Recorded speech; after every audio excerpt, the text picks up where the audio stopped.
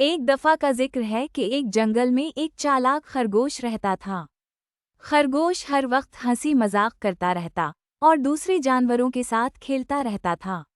एक दिन जंगल में एक खतरनाक शेर आ गया। शेर ने सब जानवरों को डराया और कहा कि वो रोज एक जानवर को खाएगा।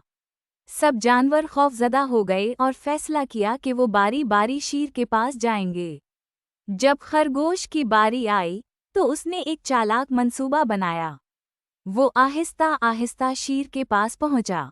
शेर ने गुस्से से पूछा, तुम देर क्यों कर आए हो? खरगोश ने मुस्कुराकर कहा, शेर शाह, रास्ते में मुझे एक और शेर मिला जो कह रहा था कि वो सबसे ताकतवर है और आपसे ज्यादा मजबूत है।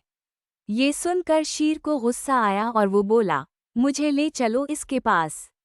खरगोश शेर को एक गहरे कुएं के पास ले गया और कहा, वो शेर इस कुएं में छुपा हुआ है।